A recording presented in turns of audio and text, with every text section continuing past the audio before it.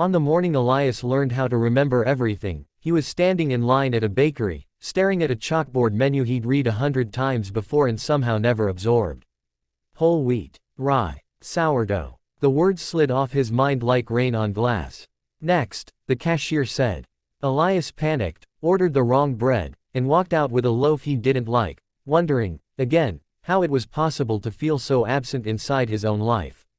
At 32, Elias had mastered forgetting. He forgot names 5 seconds after hearing them. He forgot birthdays, passwords, faces he should have recognized. He forgot conversations, errands, and sometimes entire weeks. His phone was full of reminders labeled with alarming urgency. Call mom, pay rent, do not forget this again. And yet, the things he wanted to forget, regrets, embarrassments, the sound of his father's voice the night before he died, those stayed sharp as glass. That morning, as Elias walked past a narrow side street he'd never noticed before, a handwritten sign taped to a lamppost caught his eye. How to remember everything. 1 session only. No devices. Come alone. Below it was an address. No phone number. No website. Elias laughed out loud. It sounded like a scam, or a self-help gimmick, or a joke meant for people more gullible than him. He took 3 steps past the sign. Then stopped. Because for reasons he couldn't explain, he felt something tug at him, not hope exactly, but curiosity sharpened by desperation. The kind that appears when forgetting has cost you too much. He tore the slip of paper from the pole and folded it into his pocket. The address led him to an old townhouse wedged between a nail salon and a closed-down bookstore. The paint on the door was peeling, and a brass plaque read, M. Ionescu, Memory Consultant. Elias almost turned around. But the door opened before he could knock.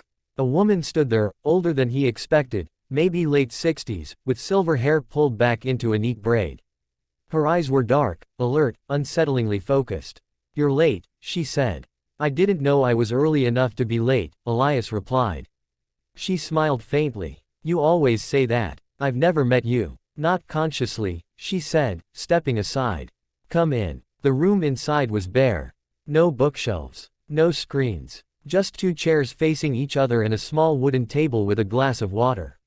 Sit, she said. Elias sat. You want to remember everything, she said, not asking. I want to stop forgetting, he corrected. She nodded. Same thing. Different cost. Cost? Elias asked. She slid a thin notebook across the table. Its pages were blank. This is not hypnosis. Not medication. Not tricks or techniques. You won't leave smarter or faster. You'll leave heavier. I don't care, Elias said quickly. I just want my mind to work. Her gaze softened. Be careful what you call broken.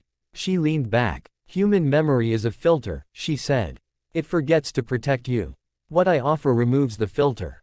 So I'll remember everything. Everything you have ever seen, heard, felt, thought. Every moment stored in perfect clarity. Elias imagined it, never forgetting a name again. Never losing a detail, never feeling stupid or scattered. Yes, he said. That's exactly what I want. She was quiet for a long time. Then she said, tell me one thing you wish you could forget. Elias opened his mouth, then closed it. His father's hospital room flickered into his mind. The steady beep of machines, the way the doctor avoided eye contact, the last thing Elias had said because he'd been tired and annoyed and sure there would be more time. I'll come back tomorrow. I don't want to answer that, he said. She nodded. That's the answer. She placed her hand flat on the table. If you leave now, she said, you'll forget this place by morning. And if I stay, you'll never forget anything again. Silence stretched between them. Elias thought of all the moments that had slipped through his life unnoticed.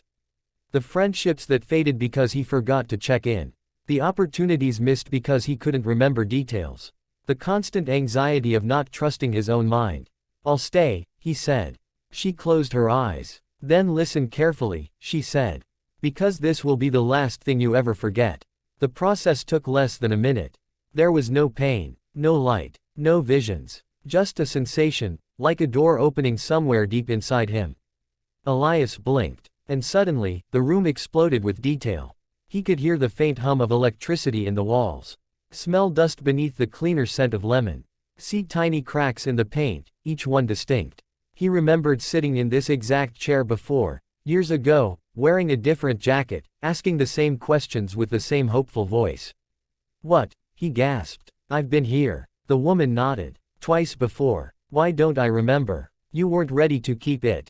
Memories flooded in, not as flashes but as full experiences, childhood afternoons, forgotten dreams, conversations replaying with terrifying precision. He remembered learning to ride a bike, the feel of gravel in his knee, the exact number of ceiling tiles in his third-grade classroom. Elias staggered to his feet. This is too much, he said. It will settle, she replied. It always does. How many times have I done this? 3, she said. Including today. Why would I come back if it's so overwhelming? Her expression softened, tinged with sadness. Because every time, you decide remembering is worth the pain. The first week was unbearable. Elias couldn't sleep. Every time he closed his eyes, memories lined up like eager guests, demanding attention. Embarrassments resurfaced in excruciating detail. He remembered every insult he'd ever received, and every one he'd ever delivered. He remembered people he'd loved and lost not as softened echoes, but as living presences. The world grew louder, sharper. Sounds overlapped. Smells triggered entire scenes. A passing stranger's cologne transported him to a party 10 years ago, complete with music, laughter, and the moment he'd realized he was in love with someone who would never love him back. But slowly, painfully, he learned to navigate it. He stopped fighting the memories and let them pass through him like weather. He learned which ones to sit with, which ones to acknowledge and release. And something unexpected happened. He became kinder. When you remember every careless word you've ever spoken, you choose them more carefully. When you remember every moment someone showed you quiet grace, you start noticing it in others. Elias no longer forgot birthdays, or names, or promises. He also no longer forgot pain. A year later, Elias returned to the townhouse. The door was unlocked. Inside, the chair was empty. On the table lay the same notebook, now filled with writing, his handwriting. He remembered now. Every visit. Every version of himself who had sat there, overwhelmed, afraid, hopeful. On the last page, a single sentence stared back at him. If you're reading this, you've decided again. Forgive yourself. Elias sat down and breathed. He finally understood. Remembering everything wasn't about becoming perfect. It wasn't about control or intelligence or winning at life. It was about responsibility. To remember is to carry, not just joy, but consequence. Not just love, but loss. Not just truth, but regret. Most people forget to survive. Some choose to remember to grow. Elias closed the notebook and stood. Outside, the city buzzed with ordinary life, people forgetting where they put their keys, forgetting to say what mattered, forgetting how fragile everything was. He remembered for them, and that, he knew now, was enough.